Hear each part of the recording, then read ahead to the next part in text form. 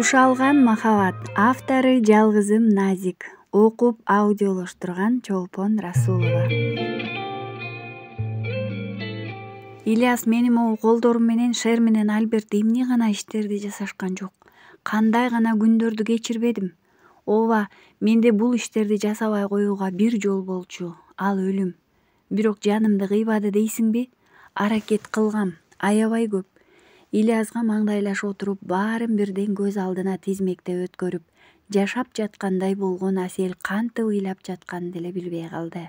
Атүгүл азыр Ильяска айтып берүү ал күндөрдү башынан өткөргөндөн алда канча оор болду. Аселдин баянын угуп отурган жигиттин бирде жүзү кызарып, муштуму түйүлө кыжырданганы билинип столду уруп жиберсе, бирде көздөрүнө жаш тегеренип, кызды ошончолук аяп да кетти. Эмнеге Асел? Эмне үчүн бир эле жолу кабарыңды билдирбедиң? Сени ал жерден suurуп алууга күчүм жетпейт дедиңби? Же ошончолук алсыз дедиңби мени? Жок, мен сенин жашооңо өзүмдүн маанисиз баш аламан турмушумду аралаштыргым келбеген, деген Асел башын жерге салды. Сен тентексиң, акылсыз, кыйкырып алган Ильяс бөлмөнү айланта басып жүрө берди. Билем, ошол бойдон кезикпей калсак эмне? Андай болуусу мүмкүн эмес эле. Анткени бул акыйкатсыздык болчу. Тагдырдын, сүйүүнүн, сенин мага жасаган акыйкатсыздыгың. Кечир, деди Асел, жашка муунган үнү менен буулугуп. Жок, деди Ильяс да көктүгүнө салып. Ооба, ушундай мүнөзү бар эмес беле? Өзү каалаганына жетпесе, же айтканындай болбосо ушинтип кашын бириктирип, көгөрүп алчу. Качан гана Асел алдына көздөрүн жайнатып туруп алганда, тоң болгону жиби түшчү эле го. Кечире албайт экем, Асел. Сен эмне болгонумду билесиңби сен үчүн? Кыргызстандын ар бир бурчун, айылын менден жакшы билген адам жок. Кыргызстанда канча Асел бар экенин менден сура, баарын билем, көргөм. Керек болсо, сени издеп жүрө берип жашап жүргөн шаарымда эмне өзгөрдү, эмне курулду билбейт экем. Мезгилдердин катарынан адаштым. Аптанын күндөрү мен үчүн бирдей болду. 10 жыл, Асел. 10 жыл ушинтип жашадым. А сенчи? Эмне үчүн? Эмне мен? Ильяс, сен жок дегенде тынч жашоодо жашадың. Сен каалаганда туруп уктай алдың. Сен деген кааласаң көчөгө чыгып эркин баса алдың. Жөнөкөй эле нерсе, эгер кааласаң өлүмдү тандай аласың. Жашооң башка бирөөлөр тарабынан чектелбеди. Эмне сүйлөп, эмне коюшуң керек экендигинен бери жазылып коюлган жок. Менинчи? Эртеңки күнгө байлаган үмүттөрүм башка бирөөлөр тарабынан өрчүлгөн. Уктай албаймын, эртең дагы кандай ишти аткарар экенмин деп. Жада калса өлүп да кете албадым. Бул да менин колумда эмес.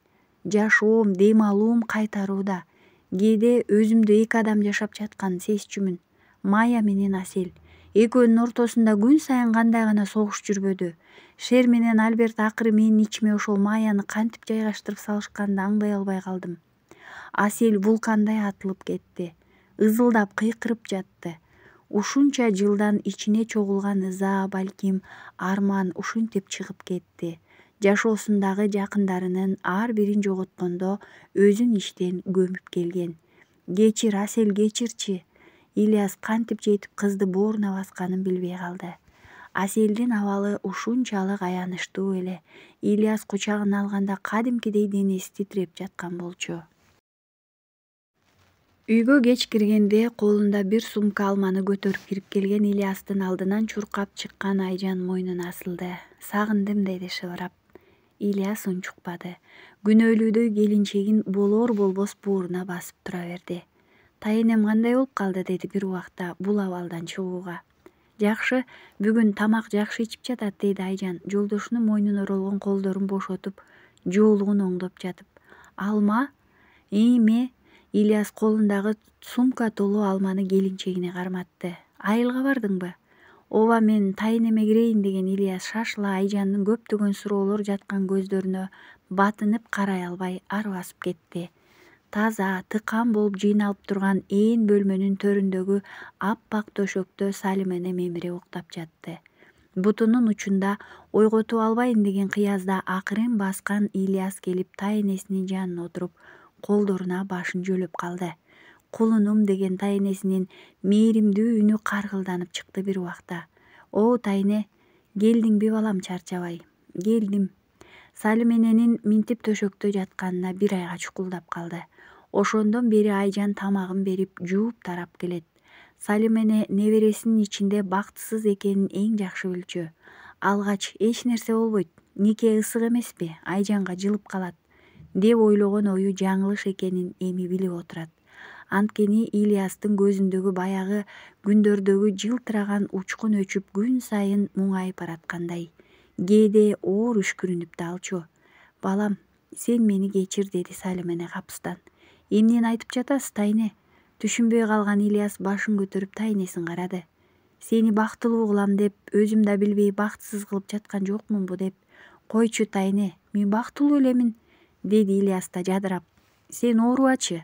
Салим алдында кыйлага божурап сүйлөшүп отурган Ильяс Тайнеси уктап калганда гана ашканага тамактанууга өттү. Тайнем уктадыбы, деди Айжан Ильяска чай сунуп жатып. Ооба, кел тамак. Ильяс алдына коюлган тамакка кол сунуп жатып, маңдайында өзүнө мээримдүү карап жылмайып отурган келинчегин көрүп ойго чөмүлдү. Чын эле менин жанымда ар дайым колдогон жакындарым болду.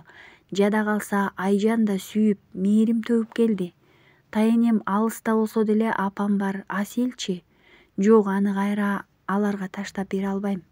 Ильяс, оу деген Ильяс Айжандын үнүнөн селт этти. Жакшыбы баары жумушта? Ооба жакшы. Келинчегинин алдында да отуруп, Аселди ойлоп жаткан үчүн ушунчалык өзүн күнөөлүү сезип жатты. Азыр мен. Ильяс ордунан шашыла туруп сыртка жөнөдү. Сен кайда? Өзү эми келдиң го. Артынан чуркап, эшик оозуна жетип жалооруп сүйлөгөн Айжандын үнүнөн артка бурулду. Аппак жоолук салынып, өзүн ыйламсырап карап турган келинчегинин көздөрүнө карай албай койду. Жумуштан унуткан экем, бат эле кайтамын, деген Ильяс ылдам басып машинасына жөнөдү. Ошол калыбында эшик оозунда халатынын чөнтөгүндөгү 2 сызык тести колдору менен мыкчаган Айжан канча турду белгисиз. Ичкериден Салим Айжан деп өзүн чакырган үнүнөн селт эте, көзүндөгү жашты арчып үйгө карай чуркап кетти. Ильяс жолдо баратып кол телефонун алып кимдир бирөөгө чалып жатты. Алло, байке, кайдасыз? Жолугалычы? Жок, жумушта сүйлөшчү маселе эмес да. Жанагы кафеге келе аласызбы? Макул. 1 сааттан кийин болжошкон жердеги чакан кафеде өзүнчө болгон кабинада Ильяс менен жанагы байкеси отурду. Эмне болду анчалык? Жардамыңыз керек болуп, деген Ильяс алдындагы вилканы кармалап жатты. Айт, мен Аселди таптым. Сен аны издөөнү токтоттум дебедиң беле? Деди байкеси да 2 колун кайчылашкыла. Ооба, ал кокусунан пайда болду. Мен издебеген учурда, мен күтпөгөн жагдай менен. Эсиңдеби сен кылмыш дүйнөсүнө аралашуусу мүмкүн деген божомол айтканың? Анан? Деген байкеси кызыга Ильяска жакын болуп бери обдулду. Билбейм, кантип, эмне дээримди? Башынан айт. Майя кармалды го, ошол Асел болуп чыкты. Опа! Байкеси 2 колун чаап алды. Сен кантип билдиң? Өзүм сүйлөштүм. Чын, сенин ал селкиңдин жер жуткандай жок болуп кеткенине ушунчалык кызыккам. Бирок дал Майя экени, байкеси башын чайкап сүйлөп жатты. Анын тарыхы өзүнчө, башка маселе бар. Эмне, Аселди куткарам деп чыкпа? Дал ошондой, Аселди куткаруу керек. Билесиң бизде мыйзам кандай иштээрин. Жакынкы күндөрү Аселди шердин адамдары алып кетет. Же болбосо өмүр бою абакка кесилет, деди байкеси Ильястын сөзүн токтотуп. Ильяс 2 гана жол турат да, мен 3-чү жолду тандайм. Аны качыруу гана керек, анткени ал күнөөсүз. Сен эмне деп жатасың? Кандай күнөөсүз? Ал Майя, жок, баягы сени сүйгөн бала күнүңдөгү Асел эмес. Майя, кылмыш дүйнөсүндөгү таасирдүү аялдардын бири. Байке, аны мажбур кылышкан. Ильяс, ойлочу. Ал сенин алдыңда гана күнөөсүз периштенин ролун аткарбады деп ким айта алат? Ал деген Майя. Ал 1000 куулуп кимдерди торуна салып, не деген иштердин үстүнөн чыкканы сага да, мага да белгилүү.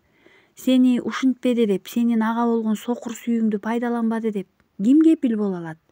Мен айта аламын, деди Ильяс ишеничтүү. Байке, Аселди мендей билген адам жок. Асел жада калса менден жардам да сураган жок, өзүм чечтим. Эгер чын эле сен айткандай ал спектакль ойноп жатса, не кереги бар? Шер менен Альберт куткарып кетет.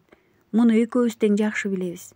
Маянын абакка кесилип жаза алуусун экөөбүзгө окшогон майда кызматтагылар эле каалап жатпаса, жогорку тарап кош колдоп шерге тапшырып берет. Кабыл Токторович, сенин кайнатаң бул ишке катуу киришкенин билесиң да. Ошондуктан сизден жардам сурап жатамын, байке. Ильяс, эмне деген жорук баштаган турасың деги. Акыры жакшылык менен бүтпөйт го. Ушул күнгө чейин алгыз жашооңдо болбоду. Кел мындан ары да дал ошондой жаша. Аселди издеп, ал эми бул кыздын Майя экенин тааны ал. Жок, деди Ильяс баш чайкап. Мен анта албайм, байке, ал Асел. Макул, мен макул болдум. Андан аркы планың барбы? Ошол үчүн сизди чакырдым да. Асел кармалган жайда акыл иштейт. Андан да жардам сурайбыз. Аның ишеничтүүбү анан? Билесиң, бир чети чыкса абалыбыз кандай болоорун. Камсанаба андан. Экөө көптөгөн пландарды түзүп, Аселди куткаруунун жолдорун сүйлөшүп жатышты. Мени шаардын четинде үйүм бар, ошол жака алып барасың, деди байкеси. Коркпо, эч ким жашабайт. Анан калса Маяны издөө иштериңде милициянын үйүнөн кыдыруу эч кимдин оюна келбейт, деген байкеси көзүн кысып койду. Жок, мен эч кандай маалымат ала албайсыңар. Мен талап кое элек жатып, мени сурак кылууга акыңар да жок. Мен жөнүндө маалыматты билбей туруп айыптай албайсыңар. Кабыл Токторович стол үстүндөгү кичинекей диктофондон чыгып жаткан үндү тыңшап отурду. Да, демек баш тартты. Ошондой, деди Ильяс. Бул кызды ушул бойдон коюп жиберүү бул акмакчылык. Шер менен Альберт өз каналдары менен тартып кете алат. Ошого ишенип отурат да бул. А эмнеге жогорудан буйрук келбей жатат? Сурак кылууга, Кабыл Токторович, деди Ильяс. Андай буйрук келбейт. Жогору тарапка Шер менен болгон байланыш өз чөнтөктөрүнө кандай пайда алып келерин сен элестете албайсың. Ушинтип жылдырып отуруп акыры бир күнү кое беришет, деди Токторович кейегендей. Мен бара берсем болобу? Ильяс өзүнүн жасап жаткан жоругунан өзү уяла ыңгайсыз болуп ордунан козголду. Албетте. Сыртка чыккан Ильяс шашыла машинасына отуруп жөнөй берди. Туура эле байкеси айткан даректеги анын үйүнө келип кийимдерин которуп кайра жолго чыкты. Өзүнүн машинасын иштеген жериндеги унаа токтотуучу жайга алып келип калтырып, досу Акылдын жардамы менен ижарага алган Матис үлгүсүндөгү унаа менен байкеси экөө келишкен жайга келип кабар күтүп отурду. Учурдагы Майя отурган убактылуу кармоочу жайда белгисиз башаламандык болуп кетти. Ким кайдан койгону белгисиз. Бөлүмдүн экинчи кабатынан капыстан өрт чыгып, ичкеридеги адамдарды эвакуациялоо башталды. Өрттү өчүрүүгө да негедир өрт өчүрүүчү топ ашыкпай келишкени таң калыштуу болду. Өрт өчүрүлүп, ал жердеги кармалгандарды башка имаратка жылдыруу убагында Аселди качырышты. Асел келген өрт өчүрүүчү топ менен алардыкына окшоп формада чыгып кетти. Ильястын байкеси дайындаган топ Аселди айтылган дарек боюнча түшүрүп койду. Ошол жерден кызды Ильяс тосуп алып жөнөп кетишти. Асел жолдо баратып ыйлап өксүп, үнүн катуу чыгарып ыйлап жатты. Бир жагынан өзү үчүн аракет кылып, жанын тобокелге салып куткарган адам бар экенине кубанса, дагы бир жактан баары бир өзүнүн бул иштерине Ильясты аралаштырып, анын да тынч жашоосун бузган үчүн ыйлап жатты. Ильяс Аселди үйгө таштап дароо артына такси менен кайтты. Анткени азыр эле өздөрү жасаган кырдаалда үйдө болуусу шарт эле. Ал үйгө келгенде Айжан биринчи жолу өзүн тосуп албады. Күн сайын алдынан чуркап чыгып, жаш баладай асылып ойногон аялынын бүгүн жок экени абдан таң калтырды. Жол бою азыр Айжандын күнөөсүз көздөрүнө кантип карайм деген кыжаалат ойдо чайналып келсе, эми минтип анын тосуп албаганына томсоро түштү. Атүгүл көнүп да калган экен, бир нерсе жетишпегендей эйинсирей үйгө кадам койду. Ашканага кирген Ильяс стол үстүндө даяр болуп коюлган тамак ашты көрдү. Дароо өздөрүнүн уктоочу бөлмөсүнө чуркап барды. Керебеттин үстү бош экен. Мээсине биринчи эле Айжан кетип калды деген ой кадала түштү. Андан өтүп тайнесинин алдына чуркап кирген Ильяс ал жерде Айжандын уктап жатканын көрүп жүрөгү бир аз ылдый боло түштү. Кайра башын жерге салып ашканага келип отурду. Жасалган дасторкондун үстүндө баягы Аселдин алмасы. Колуна алып жыттап, көзү кагаз конвертке түштү. Акырын колун алып ачып көрдү. Эч нерсени түшүнгөн жок. Кичинекей УЗИ аппаратынан чыккан сүрөттү ары бери айлантып жатты. Артында жанатан карап турган Айжан бырс эте күлүп ийди эле. Ильяс чочуп кетти. Бул эмне деди түшүнбөй. Булбу? Айжан акырын басып келип Ильяздын колдоруна курсагын койду. Бул деген жашоо, бул деген сенин бөлүгүң. Ильяс дагы түшүнбөгөндөй бирде Айжанды бирде колдору турган анын курсагын карап турду. Тентек биздин балабыз, деди Айжан күлүмсүрөп. Эми эсине келгенде Ильяс ордунан тура калып Айжанды кучактап алды. Чынбы? Ооба чын. Качан төрөлөт? 6 айдан соң. Эмнеге ошончо узакпы? Тентек бала 9 айда төрөлөт да. Бул азыр али кичине 3 ай. Эмнеге 3 айдан бери мага айткан жоксуң? Ильяс Айжандын жүзүн өзүнө буруп көздөрүнө карады. Өзүм кеч билдим. Анан айтууга сен такыр үйдө болбой. Алдында күнөөлүүдөй башын жерге салган Айжанды аяп кетти. Кайра кучактап маңдайынан жыттап турду. Кечирчи, жумуш көп болуп, деп көбүрөнө сүйлөнүп жаткан Ильястын ичин кандайдыр бир башкача сезим аралап өттү. Балам, өзгөчө жылуу сөз жан дүйнөсүн жибитип баарын унуттуруп, атүгүл Аселди да мүнөткө эсинен чыгарып ийди. Телефонуна келген чалуудан селт эте чочуп телефонду көтөрдү. Азыр барамын. Бажырайып турган Айжандын жүзү заматта мостою жаш баладай оозун чүйрүп алды. Сен дагы кетесиңби? Барбасам болбойт, билесиң го. Ильяс шашылыш үйдөн чыгып баратып такси чакырды. Ар бир камераны бирден текшерип чыккыла деп кыйкырган Токторовичтин үнү бүтүн бөлүмгө угулуп жатты. Саат түнкү 12-ни кагып турса да кадимкидей кызматкерлер ары-бери басып, ар биринин жүзүндө чоочулоо менен убайым жаткан. Аңгыча ичкериден ачуулангандан жүздөрү кызарып кеткен жетекчи чыкты. Кабыл Токторович, кеттик деген ал Ильязды күтпөстөн шашып басып баратты. Соңунда Ильяс. Туура эле дал бүгүн Аселди качырган имаратка келишти. Ильяс келгенде Акыл да Байкеси да ушул жерде жүрүшүптүр. Астыртан бирин-бири карап коюшкан үчөө үнсүз гана башка кызматкерлерге аралашып, эч нерседен кабары жоктой жүрүштү. Асел бул үйгө келгенден сыртка эмес, отурган бөлмөнүн бурчунан жылган жок. Чаштарын жазып, эки тизесин кучактап мелтиреп барып, таразага салып жаткандай ойлуу отура берди. Бир убакта шарактаган сырткы эшик ачылганда ордунан туруп, бөлмөнүн төрүнө жылды. Корккондон жүрөгүнүн дүкүлдөгөнү өзүнө дейре угулуп, чаап жиберүүгө даярданып, колуна илинчү нерсе издеп жатты. Асел! Төркү бөлмөгө өтүп жарыкты жандырган Ильяс Аселди көрүп каткырып жиберди. Чаштары жазылып, чоң көздөрү корккондон андан да чоңоюп, колунда болсо кол чатыр, уруп жиберүүгө даярданып туруптур. Чын эле кыздын бул көрүнүшү сырттан караган адамга абдан күлкүлүү эле. Ильяс! Асел ыйламсырап жиберди. Жанына келген Ильяс колундагы кол чатырды алып, самайына түшкөн чаштарын сылады. Эмне корктуңбу, деди мээримдүү. Асел жооп бергенин ордуна жөн гана башын ийкеп койду. Койон жүрөк десе. Мурдунан эркелетип чымчыган Ильяс Аселди катуу кучактап алды. Мен бармын эми, коркпо. Кандай кырдаал болсо да сени коргой аламын.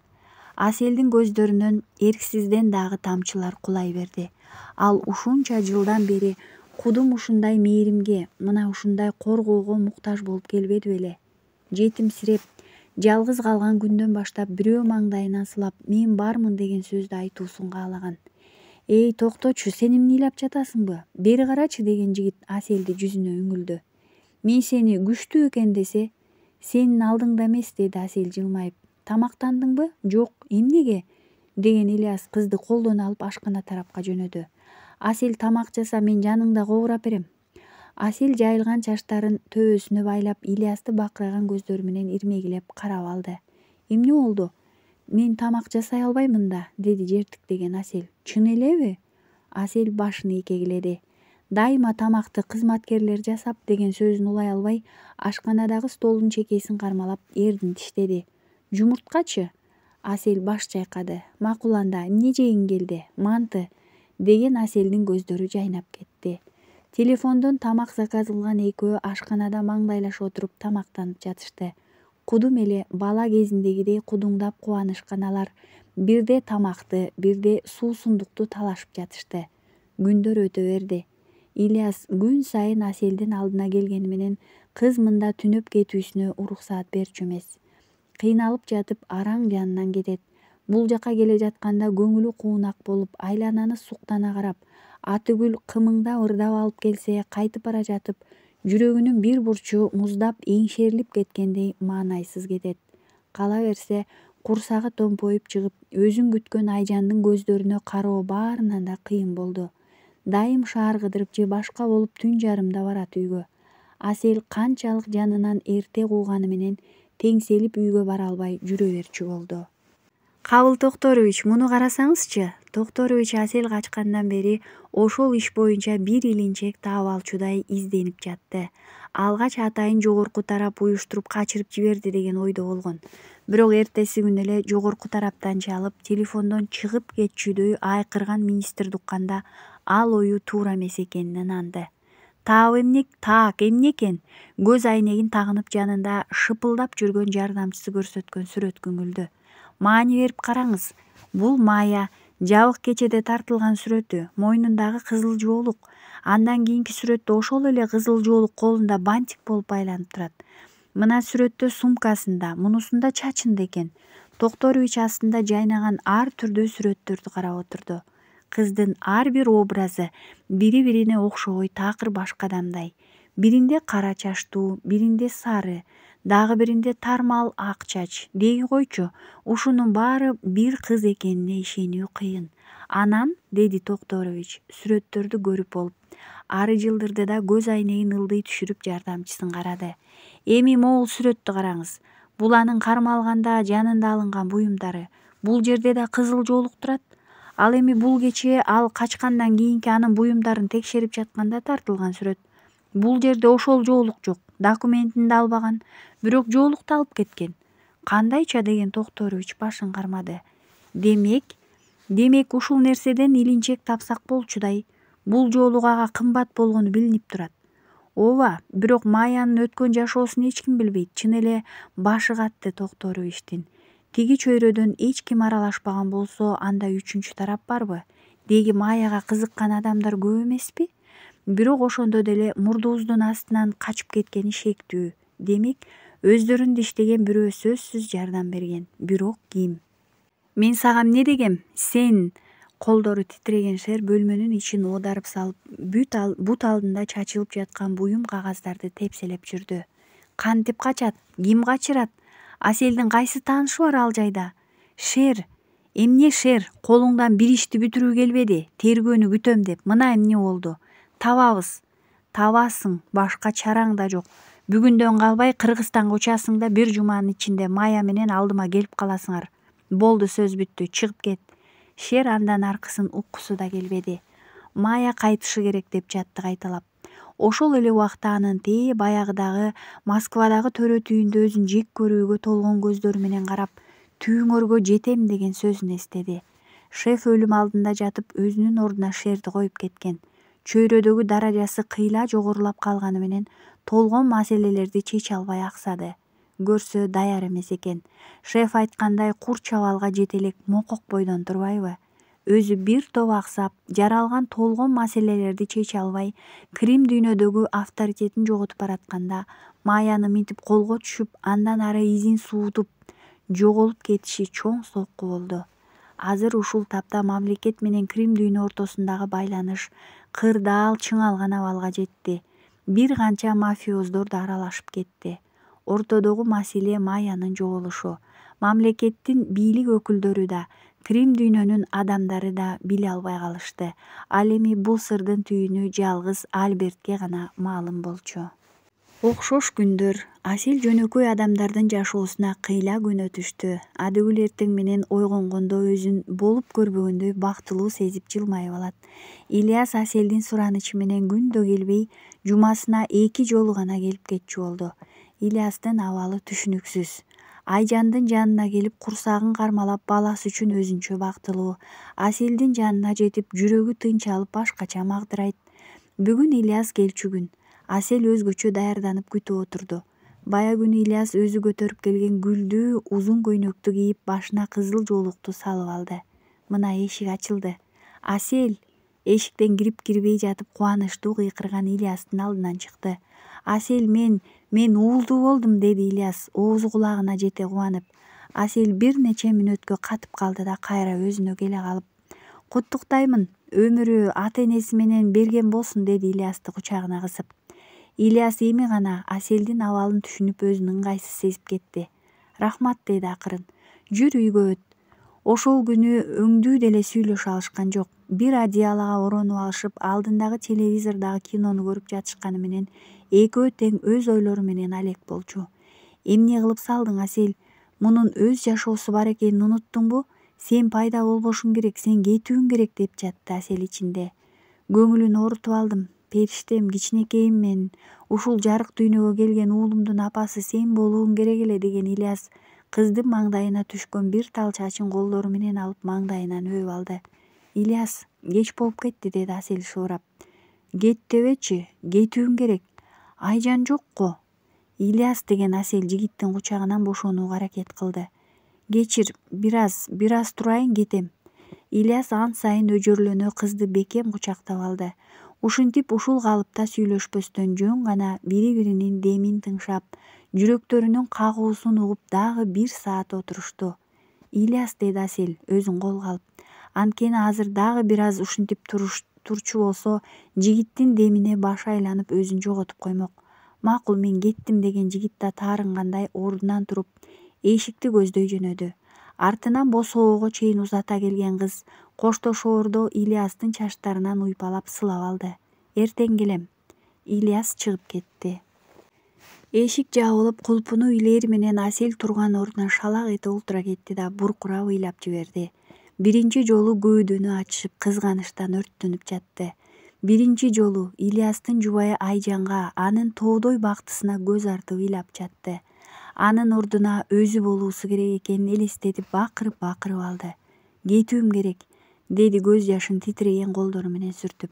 Бул жерде сенин ордуң жок, алардын, Айжандын бүтүн бакытын бүлүндүрүүгө акың жок деп жатты өзүнө.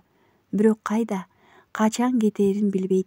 Аселдин чаташкан ойлорун эшик коңгуроосу бузуп ийди.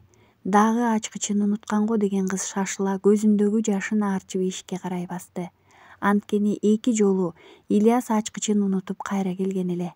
Эшикти ачкан Асел ошол ордунда дел болду. Маңдайында Ильяс эмес, Альберт турган. Асел канчалык коркуп кетсе да өзүн колго алды. Эшикти жапмакчы болгондо Альберт буту менен босогону тиреп турган экен. Эмне керек? Сүйлөшүү керек деген Альберт кыздын жообун күтпөстөн үйгө кадам койду. Жупуну бирок таза 2 бөлмөлүү үй. Альберт бутун да чечпестен төркү бөлмөгө өттү. Жарык өчүрүлүп, телевизор күйүп, анда мультфильм болуп жатыптыр. Маңдайындагы диванда чачылган чипсы менен чоң одеяло, 2 адам отурганы билинип турат. Майя, деди Альберт жарыкты күйгүзүп.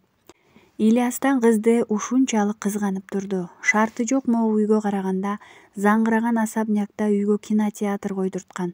Бирок Асел бир да жолу баш багып карап койгон эмес. Канчалык өзүнөн коркуп турганы менен алдына жалтанбай басып келген Аселдин көздөрүн тиктеди. Бирок бул жолу баягы муздак кара көздөр эмес, жалындуу, кумарлуу, жашоону сүйүп караган, үмүткө, арзууга толгон жапжашыл таза көздөргө кабылды. Илгери кызды биринчи жолу кезиктиргендеги байоо, кирсиз, таптаза каректер. Өзүнүн акылын ошол ирмемди уурдаган периштеникиндей үлбүрөгөн жүзү, эрдий мурду, кызга жакындай бергенде мурдун өрдөп кеткен жагымдуу, таттуу жытына баш айлана түштү. Эмне каалайсың? Деди Аселдин үнү жумшак. Артка кетенчиктеген Альберт эми кыздын тулку боюна көз жүгүрттү.